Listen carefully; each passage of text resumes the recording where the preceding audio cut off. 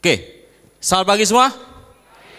Selamat datang di MUM 2016. Saya sudah mungkin sudah ada yang familiar dengan wajah saya. Saya sudah sering kali berbicara di MUM mungkin sejak tahun 2000 berapa ya? 2009 kali ya. Sampai sekarang. Nah, tantangannya untuk para presenter di MUM itu adalah menemukan atau memilih topik yang cukup menarik. Nah, itu adalah tantangan tersendiri ya. Oke, untuk kali ini, untuk tahun ini, saya ingin mencoba untuk membawakan materi mengenai token bucket. Ya, beberapa teman-teman sudah ada yang sempat tanya, wah apaan sih ini token bucket gitu ya. Sebenarnya ini adalah fungsi yang ada di queue. Oke, jadi tadi sudah ada Mas Erik tadi ya, sudah berbicara banyak mengenai contoh penggunaan queue yang secara dynamic ya. Nah ini saya ingin membawakan queue juga tapi dari aspek yang berbeda. Ya. Nah ini adalah biodata saya, ya, itu wajah saya yang masih ganteng sampai sekarang. Ya, saya bekerja di Citra Web atau Citranet, perusahaan kami sebagai distributor produk mikrotik. Kemudian kami juga punya ASP namanya Citranet, ya, kebetulan di Jogja dan di area Jawa Tengah kayak di Purwokerto atau di Surakarta juga ada. Ya. Kemudian kita juga punya produk RF Element. Ya. Tugas saya di Citra Web sebagai product manager yang bertugas untuk mengembangkan produk-produk kami sendiri. Kami juga punya produk namanya Microbits. Ya. Nah itu salah satu tanggung jawab saya, tugas saya di kantor untuk mengembangkan produk tersebut.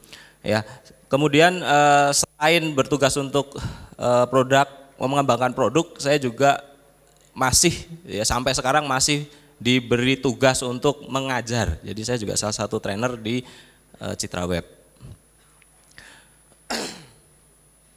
Cukup ya. Pokok permasalahan yang ingin saya angkat di sini adalah mengenai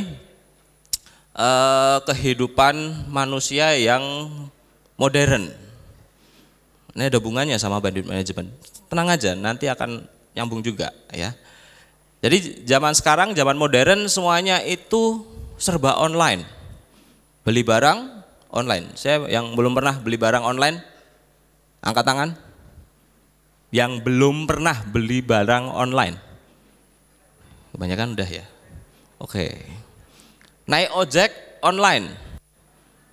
Setuju? Ya. Beli makan juga sekarang online, ya, iya kan, bisa kan?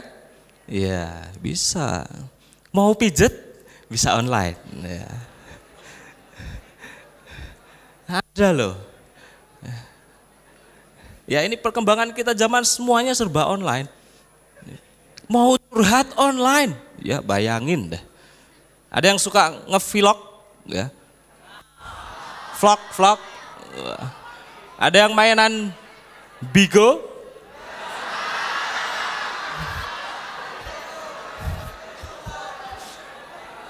Ketahuan yang paling rame sana. Bagian sana tuh yang paling rame. Ya. Hati-hati ya. Jangan suka mainan Bigo ya. Nah, cari jodohnya juga online. Ya. Ini juga baru ngetren nih, cari jodohnya lewat online. Ada yang mainan Tinder? Oke ya. Jadi kecenderungan kali ini adalah kalau tidak online itu tidak modern, alias katrok ya. Kamu katrok ya. Kamu mau beli barang di mana? Ah saya harus beli barangnya ke toko gitu. Ah kamu katrok gitu ya.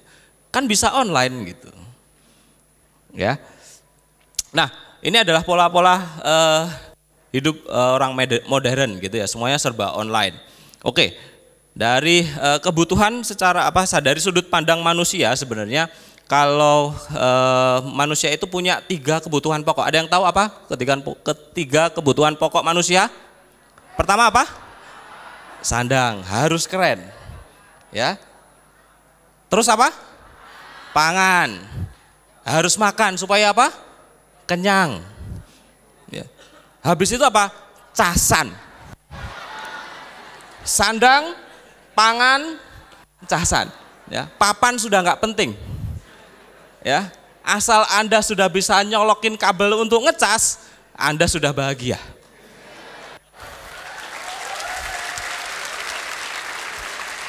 Ya, ini adalah realitas kehidupan kita. Ya, ini adalah ketiga kebutuhan pokok. Oke, masih kurang. Apa itu? Koneksi. Ya, terutama yang gratis. Wah, itu sudah surga istilahnya, surga dunia.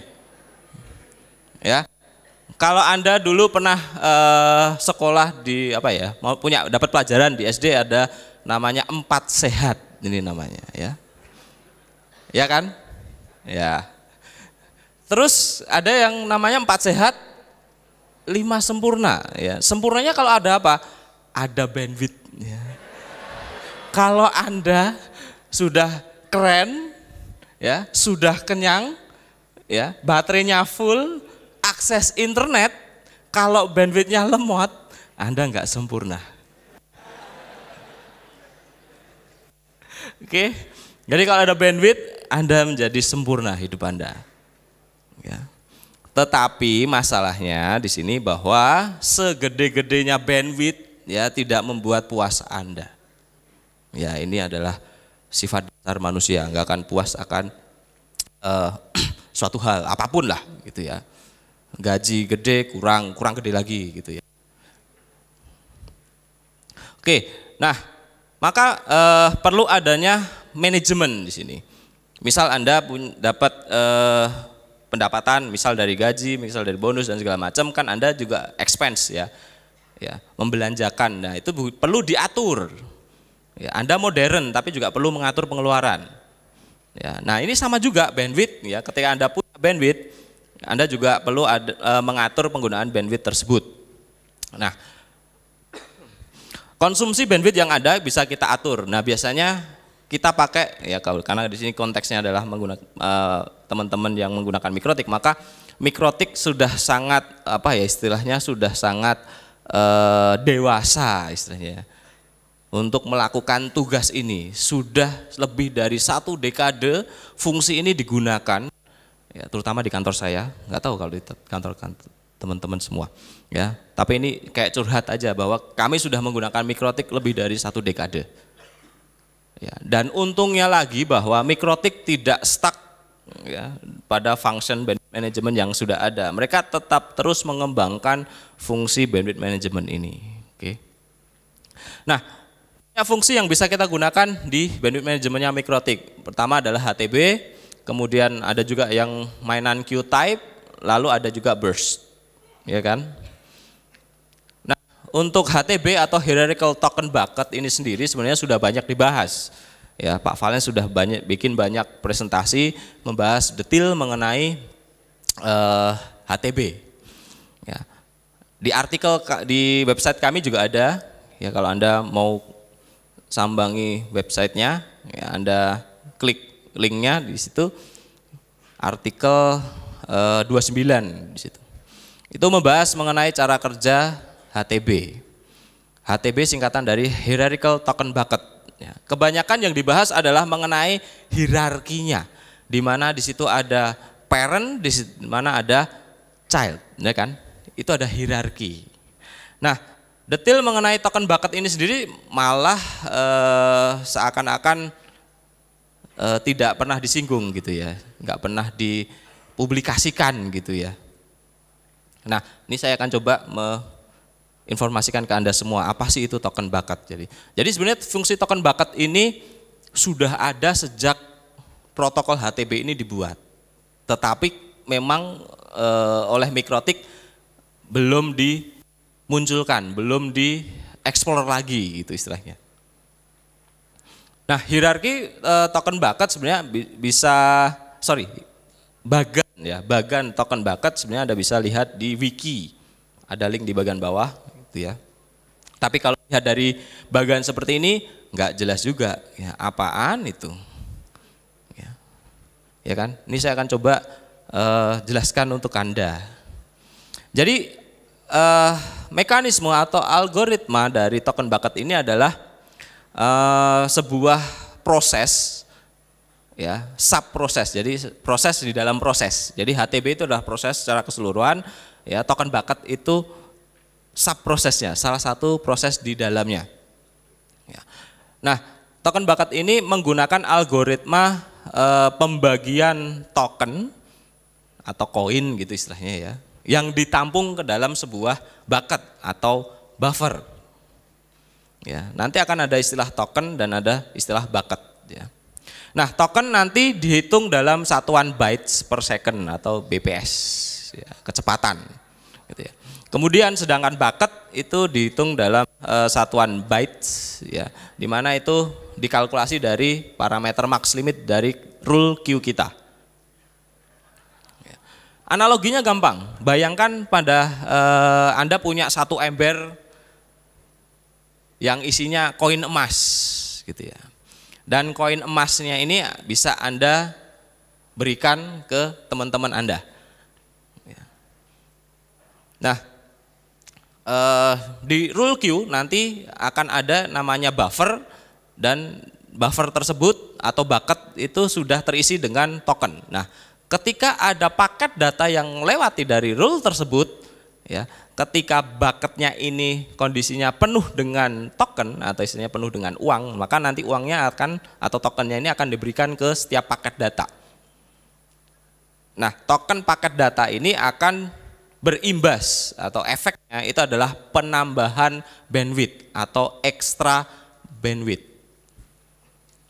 Nah, ketika bucket atau istilahnya ini embernya ini sudah kosong, tokennya sudah diberikan semua, maka tidak ada extra bandwidth, tidak ada bandwidth tambahan di sini. Oke. Nah, token rate nilainya berapa? Ya, token rate diambil dari limit terbesar dalam satu rule Q. Bisa pakai limit add. Kalau kondisinya limit add-nya lebih besar dari max limit parent-nya, atau bisa juga pakai parameter max limit, bisa juga pakai burst limit jika kondisinya atau istilahnya parameter burst limitnya didefinisikan, ya. Dan kondisinya boleh burst. Kalau nggak boleh burst limit nggak akan dianggap. Kemudian bucket capacity. Bucket capacity ini dihitung dari max limit dikali bucket size. Nanti akan ada parameter bucket size di Mikrotik.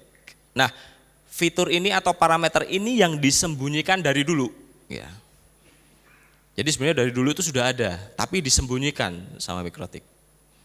Ya, dikunci di angka 0,1. Ya. Nah, baru di versi 635, ya, nilai atau parameter ini dari bucket size ini bisa kita ubah, bisa kita modifikasi. Nah, ini penampakannya nih. Jadi kalau Anda sudah install atau pakai Mikrotik 635 ke atas, nanti akan ada parameter bucket size di tab menu advance ketika Anda mau bikin simple queue. Ya, biasanya kan limit add, habis itu priority, ya, habis itu queue type. Ya, bawah sendiri parent, tapi nggak saya capture. Ya. Nah, di sini ada satu parameter baru, yaitu bucket size. Nah, terus efeknya gimana Pak? Gitu ya. Pertanyaannya jadi gitu ya. Kita akan coba menggunakan rule queue yang biasa, yang standar aja. Kita bikin simple queue add max limit 20 mega, targetnya bla bla bla. Ya, itu cuma contoh aja. Nah, kita kalkulasi bucket capacity-nya, ya. Kapasitas embernya berapa? Ya. Kapasitas embernya adalah bucket size dikali max limit. Kondisinya di sini adalah 0,1 kali 20. Hasilnya adalah 2. Ya. 2M, ya, 2 mega. Nah, dengan bucket capacity 2 megabit, maka klien bisa menyalurkan data 2 Mbps tanpa ada limitasinya. Tetapi problemnya di sini adalah tidak berpengaruh. Kenapa? Karena max limitnya masih 20 mega. Nangkep nggak? Ya, jadi kapasitas yang dikasih atau istilahnya limitasinya adalah 20 mega. Tapi bucketnya ya, atau istilahnya buffernya yang dikasih free itu cuma 2 mega, ya nggak ngaruh ya. Ini yang terjadi selama ini ketika kita mengimplementasikan rule simple queue. Ya. Karena dikunci di 0,1 maka bucket size-nya adalah bucket capacity-nya adalah 2 megabit ya. Kayak gini. Lebih kecil daripada max limitnya. Tapi kalau kita modifikasi ya, ketika kita modifikasi bucket size-nya menjadi 10, kalau tadi kan 0,1 ya kan? Defaultnya 0,1. Kita ubah angkanya menjadi 10. Add max limit 20 mega, target bla bla bla, bucket size 10. Kita kalkulasi bucket capacity-nya. Bucket capacity-nya adalah 10 kali 20 sama dengan 200. Nah, ketika bucket embernya itu isinya adalah 200 koin, 200 token, maka ya klien yang terkena rule tersebut akan mendapatkan atau bisa mendapatkan extra bandwidth. Seberapa besar? Tergantung penggunaan. Asal ya dibatasi dari jumlah bucketnya tadi, dari ember kapasitasnya tadi. Misal mau dihabiskan pakai traffic 40 Mbps, maka dia bisa mendapatkan 40 Mbps selama 10 detik. Kalau si klien ini mau pakai speednya sampai 100 Mbps, dia bisa dapat 100 Mbps selama 2,5 detik. Kalau mau dihajar 1 gigabit, ya dia hanya bisa mendapatkan 1 gigabit itu selama 200 milisecond ya. Cepet banget gitu. Nggak kerasa gitu, karena kan hitungannya per detik ya, dia nggak kerasa. Nggak ada efeknya. Padahal sebenarnya rule queue-nya memberikan kebebasan saya sampai 1 gigabit tapi cuma 200 milisecond. Ya. Nah, ini istilahnya tergantung penggunaan realnya berapa ya. Nanti Anda bisa mendapatkan extra bandwidth-nya dikalkulasi dari ya bucket capacity-nya. Nah, ini contoh tadi bahwa kita sudah ubah bucket capacity-nya adalah 200 mega, kita punya kecepatan 20 mega di max limitnya. Kalau kita ingin menggunakannya 40 Mbps, maka detik pertama Anda dapat 20 mega Mbps plus 20 Mbps dari bucket. Detik pertama. Detik kedua ya tambahan 20 lagi dan seterusnya. Sampai ke detik 10 kondisi bucketnya kosong ya, embernya kosong karena tokennya sudah diberikan semua. Ya, token bonus atau extra bandwidth-nya tadi sudah diberikan semua. Nah, kalau bucketnya sudah kosong, maka klien tersebut akan dilimit sesuai limit aslinya tadi, yaitu max limit 20 Mbps dan seterusnya. Karena kondisi bucketnya sudah kosong, dia nggak dapat extra bandwidth. Ya. Ini contoh lagi di mana kalau saya pakai max limitnya 1 M, bucket size-nya 2. Berarti bucket capacity-nya berapa? 1 kali 2. Hasilnya 2. Ya. Kalau saya trafficnya 2 Mbps, ya, padahal kan limit aslinya 1 Mbps, ya kan? Saya akses pakai speed 2 Mbps, maka saya bisa dapat selama 2 detik. Oke. Tapi kalau saya aksesnya itu 1,5 mega, saya akan dapatkan selama 4 detik. Ya. Nah, setelah bucketnya kosong terus gimana Pak? Setelah bucketnya kosong, tokennya sudah nggak ada, habis, maka bandwidth klien akan dilimit sesuai limit max-nya berapa. Max limit ya berapa. Nah, cara ngisinya gimana?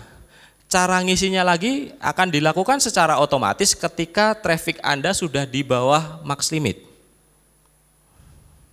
Ya, kalau tadi kan sudah bisa nih lebih dari max limit, ya, dapat tambahan bonus bandwidth. Habis itu dilimit sampai ke max limit. Ketika Anda turun dari max limit, di bawah max limit, maka bucketnya akan diisi lagi secara otomatis oleh router. Ya. Nah, konsepnya ini kayak Anda nabung, Pak. Nabung bandwidth ya. Tapi tidak berbunga. Kalau berbunga bisa kacau, nanti bisa nabungnya ke mikrotik semua nanti ya. Di sini nggak ada bunganya. Jadi istilahnya kalau logiknya adalah kalau Anda itu jarang pakai gitu istilahnya ya, trafficnya tidak terlalu besar gitu ya, masih di bawah max limit gitu, maka nanti bucketnya akan lebih sering untuk penuh. Ya. Nah, ketika Anda butuh bandwidth tambahan, ya, Anda bisa ngambil dari bucket, dari tabungan Anda gitu istilahnya. Ya. Nah, mekanisme ini cukup lumayan dan kalau diperhatikan kok mirip seperti burst ya. Ada yang pernah pakai burst? Ada yang pernah pakai burst? Teman-teman di sini angkat tangan. Ada yang pakai burst? Lumayan ya pakai burst. Burst fungsinya untuk apa? Burst memberikan bandwidth tambahan juga. Loh, kok efeknya sama ya? Efeknya ternyata sama. Terus kita bandingin. Ya, lebih baik mana? Pakai token atau pakai burst? Ya, sebelum kita head to head ya, adu nih dua function ini, mungkin ada baiknya saya review dulu mengenai burst, bahwa burst ini metode implementasi dari bandwidth shaper yang memang sudah lama, sudah ada sejak ya mikrotik versi yang awal gitu. Nah, memungkinkan untuk memberikan alokasi bandwidth yang lebih besar dengan syarat, nah ada syaratnya di sini. Ya, ketika ada bandwidth sisa, kemudian ketika kondisi sesuai dengan kriteria. Nah, kriterianya apa? Kriterianya adalah dihitung dari 3 parameter, burst limit, burst threshold, dan burst time. Ini bagan legenda kami yaitu bagan burst. Di tiap training biasanya kita munculkan. Ya. Jadi di sini ada contoh efek dari burst, di mana kalau max limitnya 256 kbps, burst time-nya 16, burst threshold-nya adalah 128 kbps, burst limitnya adalah 512. Maka nanti kalau dihitung secara matematis, ya, pada awalnya dia masih rata-ratanya 0, kemudian nanti dibagi menjadi 16 detik, dan seterusnya, nanti grafiknya, realnya adalah grafik yang merah. Jadi dia bisa mendapatkan sekitar 4 detik burst. Cara ngitungnya adalah ya detik pertama berapa pemakaiannya, realnya berapa, kemudian dibagi 16.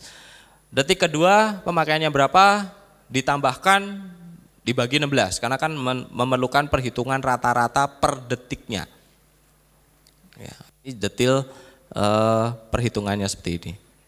Pokoknya intinya dari setelah 4 detik ya dia tidak boleh burst lagi. Sebenarnya ada rumus ya, bagi teman-teman yang masih SMK pasti senang sekali sama rumus, benar enggak? Ya. Oh enggak ya? Padahal mau saya kasih rumus loh. Ya. Ini adalah rumus burst. Ya, rumus burst itu adalah perbandingan burst limit dan burst threshold sama dengan burst time ya, dengan berapa lama klien itu boleh burst. Contoh, max limit 256, burst time-nya 16, burst threshold-nya 128, burst limit sama dengan 512. Oke, berarti 128 burst threshold dibagi 512 dikali 16 sama dengan 4 detik. Ya.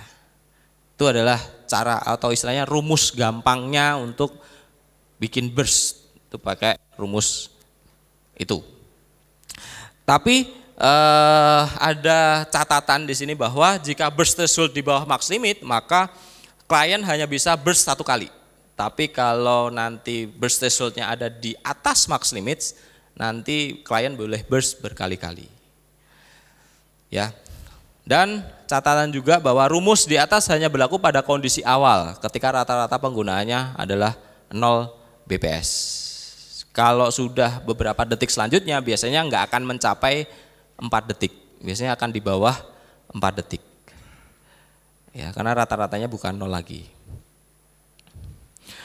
Nah, ini adalah burst yang sudah kita kenal sampai saat ini ya.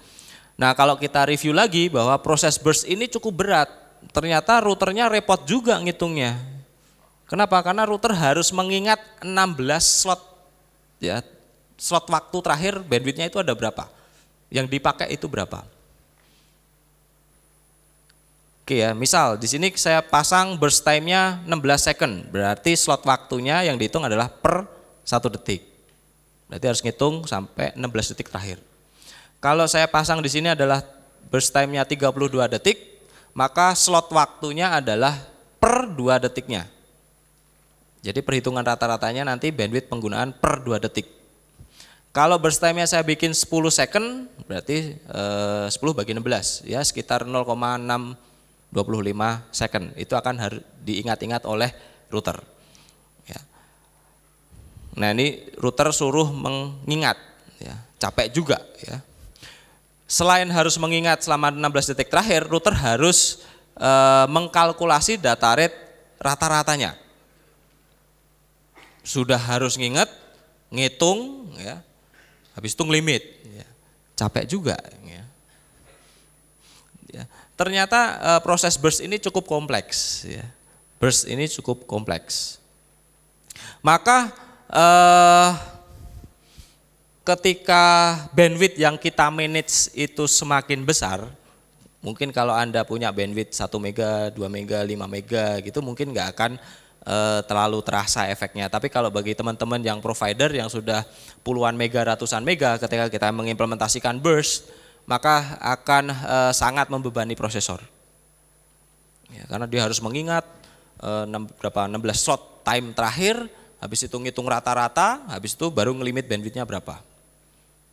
Oke, itu tidak hanya satu rule ya. Kalau Anda pasang puluhan atau ratusan rule, ya bisa tambah repot lagi gitu ya.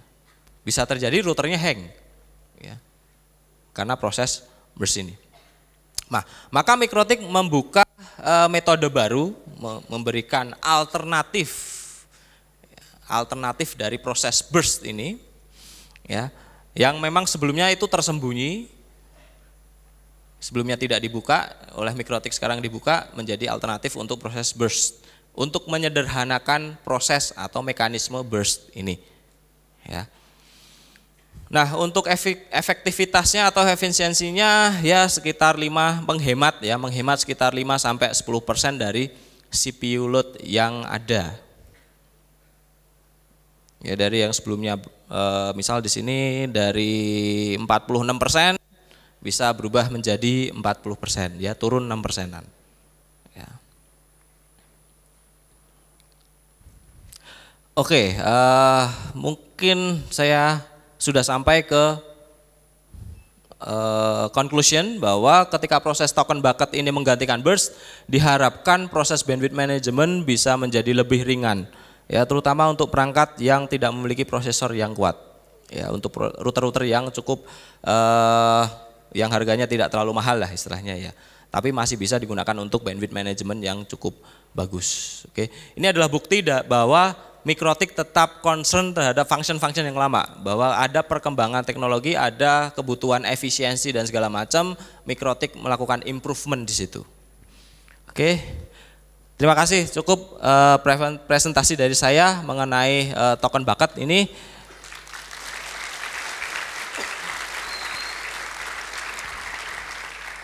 Jika ada pertanyaan dipersilahkan.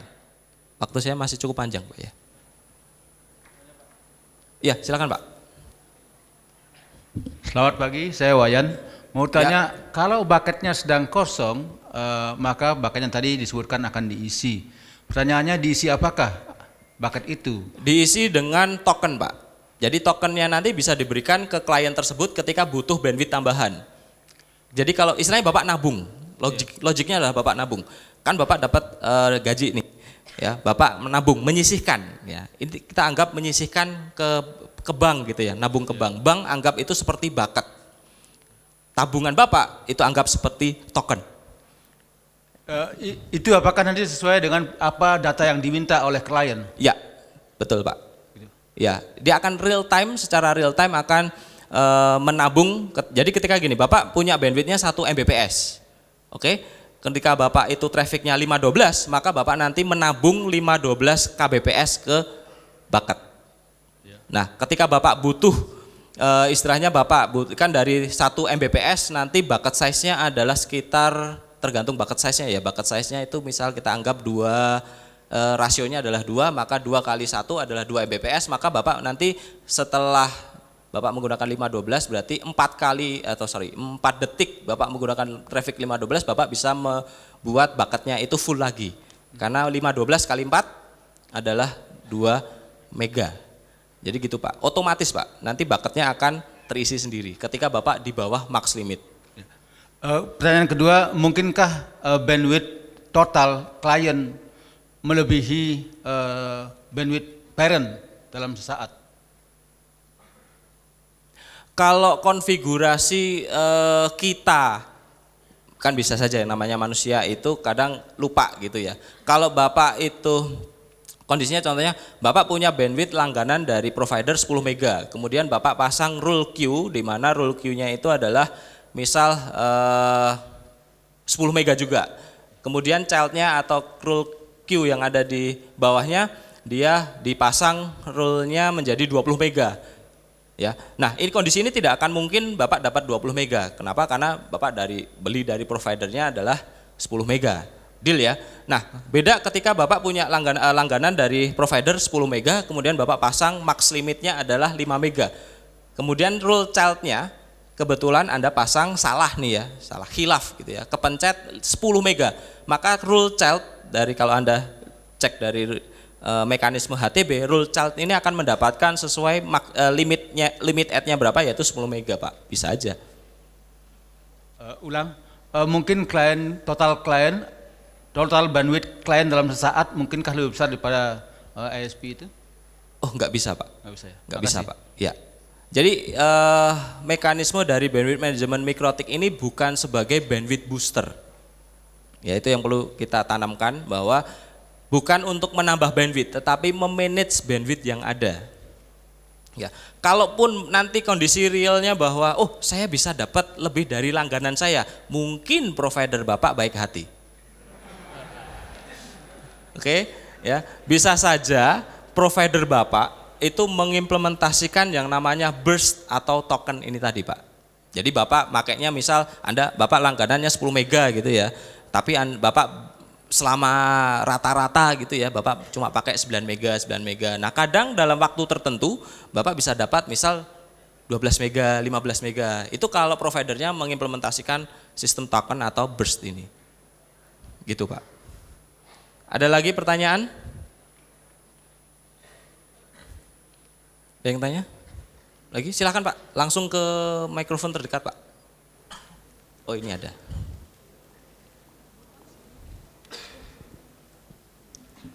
Terima kasih, nama saya Hen dari MCM. Mau nanya, ini kan tadi katanya mirip dengan burst. Ya. Kalau sebelumnya kan kalau burst itu opsional. Ya. Kita bisa gunakan, bisa tidak gunakan gitu. Ya. Nah kalau untuk token bucket ini bisa nggak disable gitu?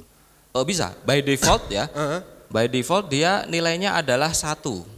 0,1. 0,1 ya. 0,1 itu kalau dihitung-hitung pasti akan di bawah max limit. Jadi Anda istilahnya nggak akan dapat bandwidth tambahan gitu, nggak akan. Jadi istilahnya ya kayak nggak ada efeknya sih. Karena ini kan fitur baru. Ya. Ketika kita upgrade kemarin, itu misalnya user kemarin yang selama ini bisa dapat bandwidth 50 Mbps, setelah update terbaru ini sulit untuk mendapatkan 50, mungkin sekitar 20 gitu. Tapi kita kan modelnya pakai sub parent gitu. Oh pakai parent? Parent, di bawahnya ada sub parent, sub parent lagi baru child gitu. Apakah permasalahannya karena pakai sub parent? Jadi harus hanya satu parent aja langsung child, apa bisa sub parent gitu? Sebenarnya untuk token bucketnya ini sebenarnya tidak berpengaruh ke sistem parent dan child Pak. Ya, jadi sebenarnya kalau Bapak tidak ubah di parameter bucket size yang ada di sini, bucket size-nya dibiarin aja kayak gitu, seharusnya efeknya sama saja. Seperti tidak ada, pokoknya sama seperti sebelumnya lah. Karena sebenarnya fitur ini itu dari dulu sudah ada, cuma dikunci di 0,1 dan istilahnya isiannya ini, jadi parameternya ini tidak dimunculkan alias tidak bisa disetting diubah-ubah. Berarti kalau 0,1 ibaratnya disable gitu ya? Ya, intinya itu adalah disable karena nggak ada efeknya. Ya, soalnya karena kerasa kemarin setelah upgrade yang muncul ini token bucket ini gitu. Oke,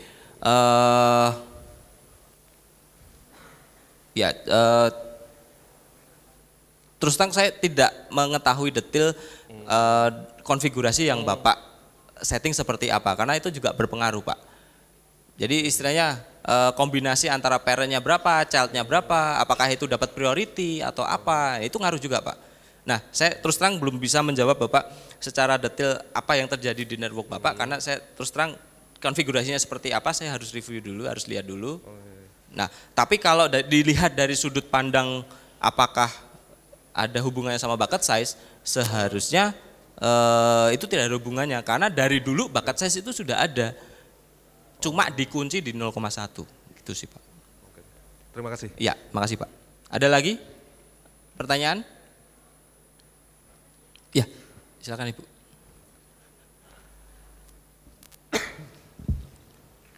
Assalamualaikum warahmatullahi wabarakatuh. Waalaikumsalam. Nama saya Diah dari SMK Negeri 5 Pekanbaru. Mau bertanya ya Pak ya? Ya. Biasanya kan kalau dalam praktek kita membagi bandwidth itu simple key atau dan key saja. Saya mau tanya, bisa nggak dalam bersamaan kita membagi bandwidth itu menggunakan simple key dan tree bersamaan? Tree, okay. Terima kasih. Assalamualaikum warahmatullahi wabarakatuh. Oke, terima kasih. Sebenarnya kalau dilihat dari paket flow, karena ini ada pertanyaan bisa nggak pakai Q3 dan simple Q, sebenarnya secara praktek bisa, nggak ada masalah. Tapi kalau dilihat secara bagan, ya simple Q dan Q3 itu proses yang terakhir atau proses yang paling belakangan itu adalah yang Q3. Ya, karena di Q3 Anda harus mendefinisikan parentnya parent interface. Padahal Q interface kalau dilihat dari paket flow, bagan diagram paket flow itu posisinya adalah paling belakang. Nah, efeknya gimana? Efeknya adalah ketika Q yang digunakan di Q3 itu lebih kecil, maka yang di limit adalah yang berdasarkan Q3. Jadi istilahnya simple Q-nya dibikin limitnya 1 mega, tapi di Q3 targetnya sama, ya klien yang di limit itu sama, maka nanti yang di Q3 Anda limit 512, maka yang berpengaruh ada yang 512 gitu.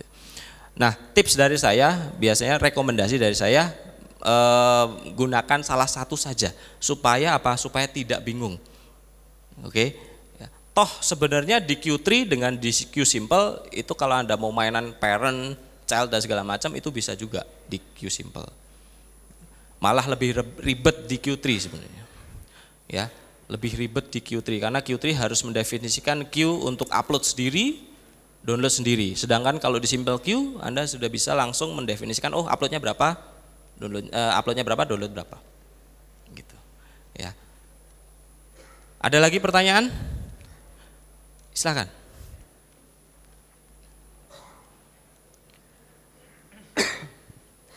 Selamat pagi. Pagi. Saya Clavin dari Microtech Indonesia. Saya ingin bertanya tentang penggunaan token bucket ini. Jadi kan token bucket itu kan berarti seperti menabung. Ya. Nah, bisa nggak sih saya ingin pakai si tokennya itu hanya untuk upload gitu, atau saya mau pakai hanya untuk download gitu? Bisa nggak kira-kira? Terima kasih. Iya, saya langsung jawab aja bisa. Karena apa? Karena di situ token bucketnya bisa differentiate, bisa dibedakan antara yang upload berapa, yang download berapa. Itu kan isiannya ada 2, ya.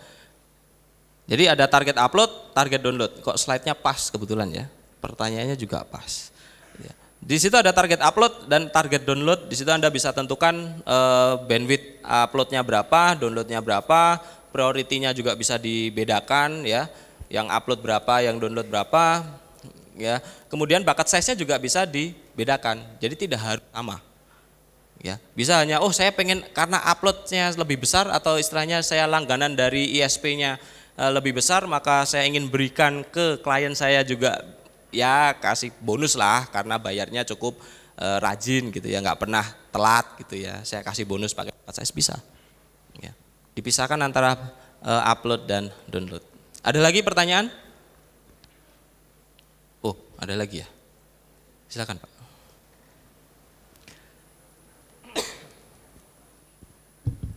Assalamualaikum warahmatullahi wabarakatuh. Waalaikumsalam. Saya mau nanyakan masalah tadi kan ada parameter bisa yang token bucket bisa 10 second atau berapa second. Nah, parameternya apa kok kita bisa tertulis di situ 10 second sama berapa second itu. Misalnya kita pengennya waktunya lebih lama.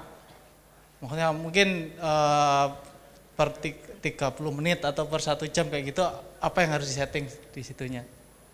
Oke. Itu aja. Assalamualaikum warahmatullahi wabarakatuh. Iya Pak, oke. Sebenarnya kalau token bucket ini sudah tidak mengunci di berapa second Pak. Ya, jadi sebenarnya token bucket ini tidak menentukan secara spesifik, bisa dapat bonus sampai berapa second, tergantung penggunaannya berapa. Jadi di sini di slide ini di sini Anda punya allowance atau punya kapasitas yang boleh dipinjam adalah 200 M. Ya, 200 megabit data. Nah, Anda bisa menyesuaikan sendiri berapa sering atau seberapa lama Anda dapat menggunakannya. Kalau Anda gunakannya gede, ya mungkin waktunya akan lebih pendek. Tapi kalau Anda gunakannya kecil-kecil gitu ya, istilahnya cuma ngecer gitu ya, 1 mega, 1 mega, 1 mega, 1 mega, ya nanti bisa jadi itu Anda bisa dapat burst sampai ke 200 detik. Oke, jadi token ini tidak menghitung seberapa lama, tapi dia hanya memberikan, kamu punya tabungan segini, terserah kamu pengen menghabiskannya seberapa banyak. Kalau kamu menghabiskannya sedikit bisa lama, kalau menghabiskannya banyak ya cuma sebentar, gitu aja sih Pak. Malah lebih simpel ya, lebih simpel dibandingkan menggunakan burst yang konvensional yang sebelumnya. Ya. Ada pertanyaan lagi? Ya Pak, silakan Pak. Selamat pagi. Yang mau tanyakan, ini tadi penggunaannya pada IP statik ya. Bisa nggak digunakan dalam subnet gitu, dalam satu range, atau bagaimana penggunaannya pada IP dynamic gitu. Terima IP kasih. dynamic, oke. Ya. Oke, jadi sebenarnya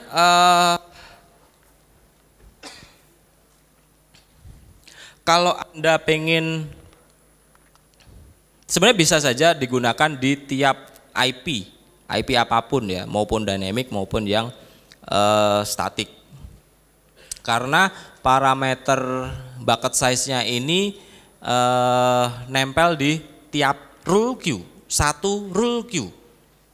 Kalau Anda pengen menjamin bahwa setiap klien boleh dapat tambahan, istilahnya bisa nanti dapat token, maka Bapak harus bikin satu kliennya satu rule. Oke, satu klien satu rule, maka nanti mekanisme tokennya ini akan efektif diberlakukan ke setiap klien. Tapi kalau Bapak, beda efeknya ketika Bapak menggunakan rule yang istilahnya satu subnet, cuma satu rule, kemudian pakai PCQ, bener nggak? Kan Bapak juga bisa menggunakan kayak gitu. Ya. Nah, untuk token bucketnya ini hanya berpengaruh secara globalnya, secara keseluruhan. Oke, jadi istilahnya kalau dalam satu subnet dikasih jatah bandwidth 1 mega, bucket size-nya dibikin rasionya 2. Maka nanti bisa up sampai 2 mega, tapi untuk keseluruhan Pak. Ya. Jadi per kliennya itu dapat berapa, ya mungkin nanti fleksibel. Ya, sesuai kebutuhan, sesuai penggunaan realnya berapa. Ya, tapi kalau Bapak pengen pasti bahwa klien ini bisa dapat tambahan, klien ini bisa dapat tambahan, Bapak harus bikin satu rule per klien. Ya. Karena waktu saya sudah habis, saya rasa cukup. Sampai sekian. Terima kasih atas perhatian dan atensinya.